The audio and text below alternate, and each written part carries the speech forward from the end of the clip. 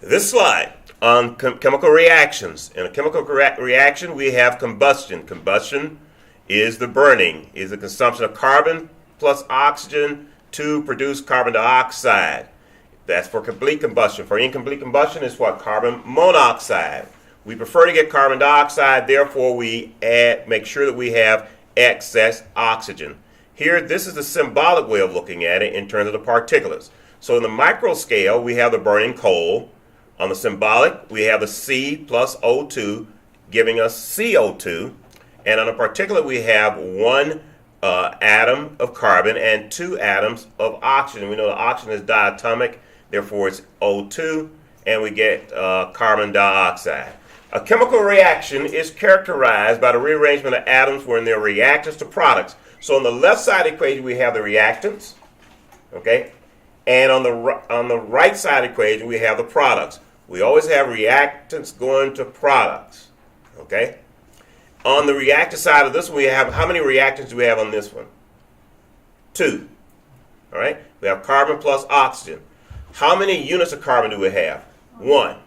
How many atoms of oxygen do we have? Of just oxygen as an element is 2, correct? You follow? But since it's diatomic, we have what? 1 molecule of oxygen. Does everyone follow? So the word oxygen is used interchangeably between its diatomic form and its monoatomic. Typically, you'll hear me try to emphasize that. If I just say oxygen in combustion, when you say oxygen, we're talking O2. Follow?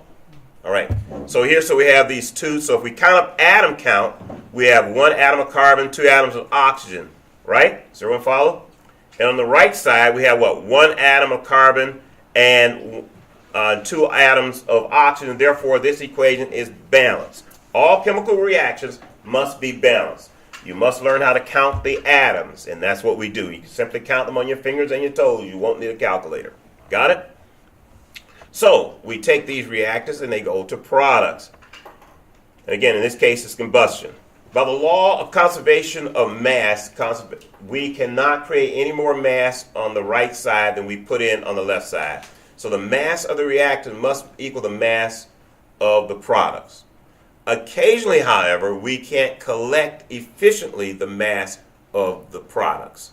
And therefore, we get fooled. You follow? For example, it comes out of the vapor goes into the sky, we don't collect it. Okay? Or we get the ash out and we don't properly collect all the ash. But the law of conservation of mass requires that the mass you put in is the mass you get out. You shouldn't get any more or any less. All right? And that's important to understand what a chemical reaction is. So what's a chemical reaction? It's when the reactants produce products. Here we show you an example of incomplete combustion and actually complete combustion as well. If the amount of oxygen is altered, we get incomplete combustion. Yes, notice here in a complete combustion we need 25 units of oxygen.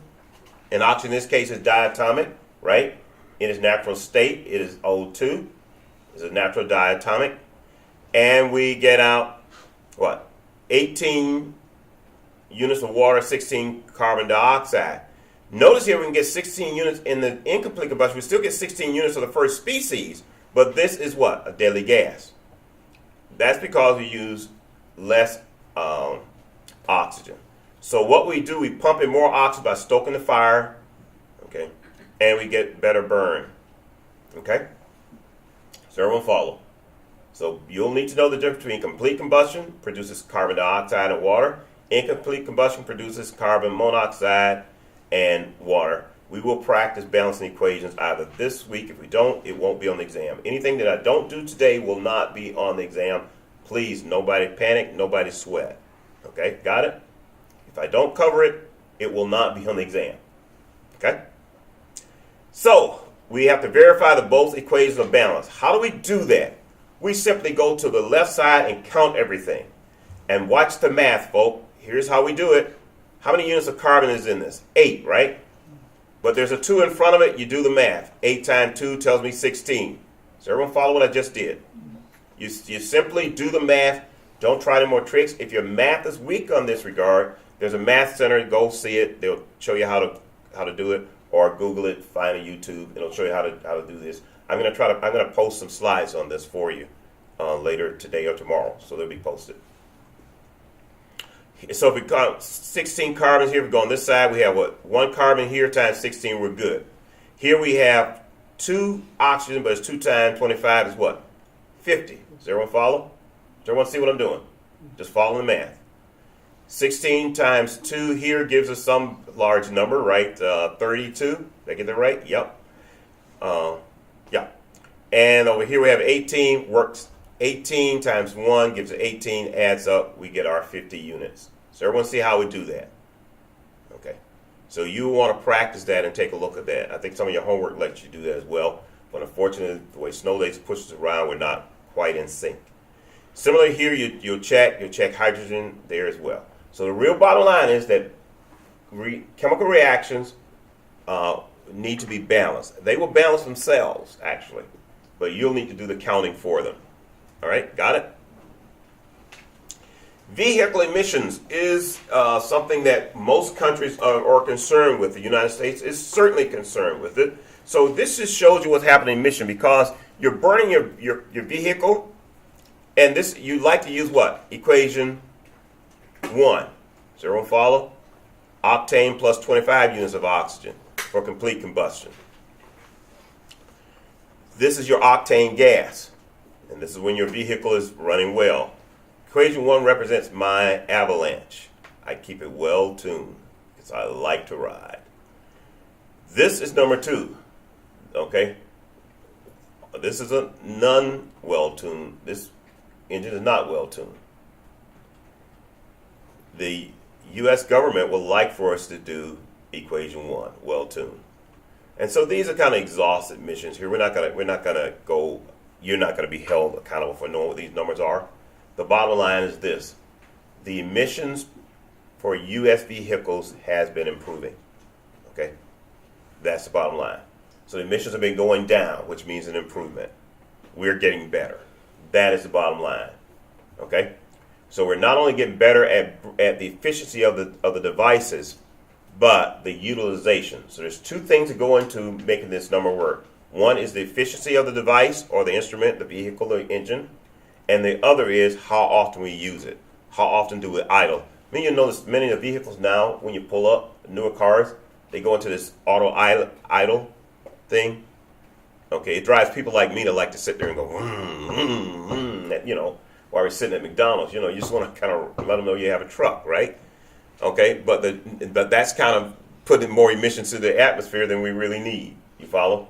So this is what's happening. So the bottom line here, question is it improving in the United States? The answer is absolutely yes. So if you see that on your exam, you know that's the answer. Hint, hint for the exam. There are other species. I'm going to talk about the complexity of nitrogen dioxide formation. Nitrogen dioxide is what we call a NOx. NOx. We have similar processes. Here, this is shown in the particulate form, where you go at high temperature and we get one form. If we go nitrogen, and we know this is diatomic nitrogen because they're exactly the same. We know that this blue and red must be NO because they're different. Does everyone follow how we did that? And notice here there's 2 units of this. There's 1, there's 2, plus O2. Notice here the red bubbles. Everyone see that? You just kind of intuitively look at it, okay? All right? You guys are probably better at looking at that than I am. So here we have, and we produce these species. All right? At high temperature, this is what we produce. Here's what we know. NO2 is also produced from reaction with ground level ozone. This is why we're concerned about ozone in the environment. We're concerned about ozone below the stratosphere, which is where it should be to protect us from UV, because when it's in the troposphere, which is where we breathe, it reacts with NOx and produce other NOx. These NOx on the moist conditions create acidic compounds, acids, nitric acid, that irritate our lungs and irritate our breathing. And then grandma has to get a new oxygen tank. That's no disrespect to grandma. I believe they should have the oxygen tanks, okay? So please don't take that as disrespectful, all right? It's a good thing. So if you see grandma with an oxygen tank, yeah, that's a good thing. So this is what's happening. This is also what happens occasionally when the firefighters have to come out of buildings and things of that nature, breathing apparatuses to replenish the oxygen. So what's happening here is we are putting into the environment, and this is a very important point here about volatile organic compounds. Okay? Please don't miss any questions on my exams about volatile organic compounds. Look at this slide over and over again. Volatile organic compounds are emitted from the exhaust. Okay? Meaning that there are these volatiles that come out of the exhaust. They go into the atmosphere and they interfere with the oxygen content of the air. They create what we call radicals, which are these bad actors that cause problems in the environment and particularly problems with the ozone. So the bottom line is volatile organic compounds are not good. So we want to reduce the number of volatile organic compounds so that we don't produce these bad actors, these radicals that attack oxygen and other species in the air. And voila, we get more pollutants. Notice here the second equation, A plus O2. This is the real key factor, that this activated species, A, attacks oxygen. What's the percentage of oxygen in that we need to breathe? 21. How much? 21. 21, right? So what's happening with the oxygen level in this case? We're depleting it. Does everyone follow? Not good. That's the point. Okay? These species deplete the oxygen. So that oxygen is unavailable, is less for you to breathe. But you say, well, can I tell a difference? In most cases, you can't, except the toxins are there instead in that 1% instead of healthy species in the environment. And the other one is, if you take that oxygen out, it depletes the oxygen needed to replenish the ozone layer. The ozone layer goes through a process called the Chapman cycle, which you will learn about in this class. And it needs the oxygen so it can replenish itself. The ozone will naturally replenish itself if we don't interfere with it with volatile organic compounds. So be aware of the impact of volatile organic compounds. The bottom line is volatile organic compounds have a negative impact on the environment. Just talked about nitrogen. Now let's talk about sulfur. In this case, we have sulfur trioxides. These sulfur trioxides produce what we call SOx, the SOx. These, if we burn sulfur with oxygen, we produce SO2. Okay? Once we get SO2 plus oxygen, we burn it further, we get these trioxides. Sulfur trioxides then react with water to produce sulfuric acid, which contributes to acid rain, which if you breathe in acid rain, you feel it in your lungs, is an irritant. Okay? Sulfuric acid is battery acid. No, you cannot charge your vehicle with this with this acid. Okay? High enough concentration. But it will irritate your lungs. You will smell it, you will feel it, the impact. Okay? All right? And you will need oxygen to help deplete it. But notice what's happening. Again, we're depleting oxygen again. Does everyone follow the impact? So the impact of NOx and SOx, one major impact is it depletes oxygen necessary for fresh air or for good air. If we deplete oxygen, it affects the balance of ozone regeneration, and it also affects how we breathe. So that's the impact of NOx and SOx. So NOx and SOx are bad irritants or pollutants in the environment that we really want to make sure we help reduce. One way to reduce the NOx and SOx and other impurities in vehicles is to have a catalytic converter. All U.S. manufactured vehicles and many of the European manufactured vehicles must have catalytic converters. In fact, I'm not sure if there's any vehicle in the world anymore that is not required to have a catalytic converter, although in some countries you can operate a vehicle without a catalytic converter. But in the United States, if you don't have a catalytic converter, your car will be impounded or be stopped or something. Okay? So, catalytic converters, what do? Catalytic converters reduce the amount of carbon monoxide in the exhaust due to catalyzing combustion of carbon monoxide to carbon dioxide. What's happening with the carbon monoxide? Complete or incomplete combustion? You're getting it then. This is what we're trying to emphasize. And so the catalytic converter helps you to get what? Complete combustion. That will be a test type question. Okay? So that's what a catalytic converter is there. Helps you get complete combustion. So if the catalytic converter isn't working very well, you want to get it checked. Okay? All right? Newer designs will limit the release, and this is pretty important, of NOx and NOx as well, and that's a good thing, right? So it not only reduces the amount of carbon monoxide, which is a silent deadly killer, it also affects the amount of SOx and NOx and SOx that are produced as well. All right, SOx doesn't work quite as well on SOx, but that's kind of one of those areas where that's being pursued now. So this is important. This makes it have so even though this will be a complete balanced equation, this will be a complete balanced equation. Both carbon monoxide is balanced, carbon dioxide is balanced. We prefer to have a balanced equation with carbon dioxide than carbon monoxide. That is the bottom line, and that's why we have catalytic converters. Now, you not only have, this slide is always on the exam, the slide on indoor air pollutants. So you'll want to look at this slide. Indoor air pollutants. And the last statement on this slide says radon is the second leading cause of lung cancer worldwide behind tobacco smoke. Don't miss that on the exam, folks. That sentence is always on every exam I ever give on this topic. So memorize it. Put it on your game gear. When you go out on a date this weekend, man, write a card, sit there and say, hey, let's trade flashcards in chemistry in Dr. Revis's class. Yeah, that's a cool date. You know what I mean? Hey, you're getting it, right? Yeah, don't miss out on an opportunity like that. All right? So that's pretty critical, isn't it? Radon, by the way, one of the areas that radon comes from, and it's something for you to know, is rocks. Some of the rocks tend to absorb radon, and it just kind of sits around. So if your house, so if someone says they have radon poisoning, they'll check outside too. And you wonder why they're checking outside. They're not checking outside because it's not inside. It's an indoor pollutant, but sometimes it comes from the foundation rocks. Kind of one of those weird things that happens. Now, that doesn't mean you should be asking the guys building houses, are your rocks radon free? They are, for the most part, but some of the older rocks and some of the older foundations actually found it there. That's just kind of a side note for you. But it's an indoor pollutant, and that's pretty bad. And it pretty much comes from things like stove top cooking, not stove top stuffing, cooking. So those things. Ovens. Thank you. Ovens cause the problem. Okay, so be aware of that. Okay, it's a tongue twister today. All right, you get it?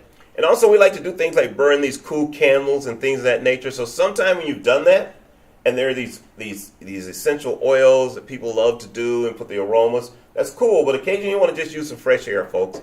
Oxygen is good for you every now and then to open the windows. Okay? Okay, so be aware of that. And so that's what happens. So you actually still can get sick and get air pollution from staying closed in your home. That can happen. Okay, where people stay closed in, particularly in wintertime in Michigan, and never open the windows and never open the doors. And as soon as you go into grandma's house, what's the first thing you say? Close the door, you're letting all the hot air out. Okay, all right. Okay, so just say, yeah, grandma, but I'm giving you a little fresh air. Okay, all right. But it really is. I laugh a little bit, but it's true. That's what happens. They close all the doors, stay shut down, burning candles, cooking a lot. Okay, and producing pollutants. Okay, so be aware of that. So it's important that you get fresh air in your home as well. All right. Green chemistry. The subject of green chemistry will follow the rest of the semester. Okay? We're introducing it today. The EPA designed the Environment Protection Program, initiate green chemistry program. What's green chemistry?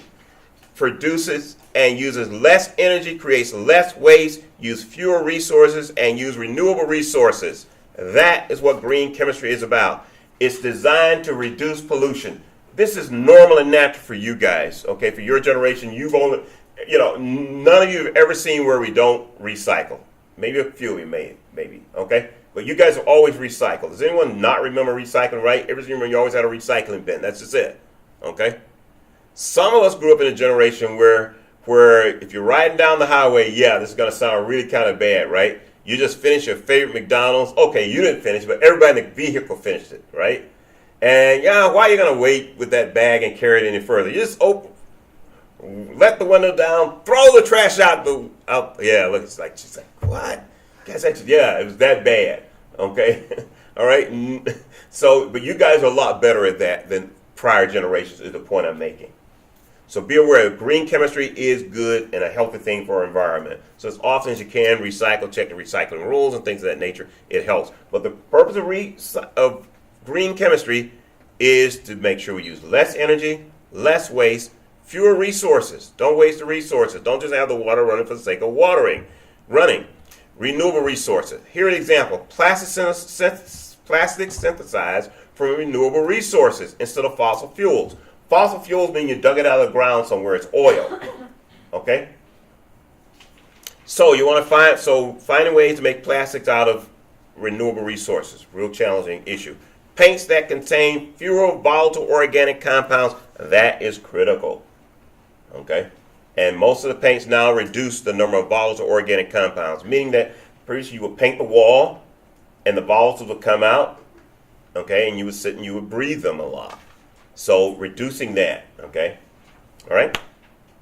Cheaper, less wasteful ways to produce consumer products. How do we produce the same products cheaper and with less waste?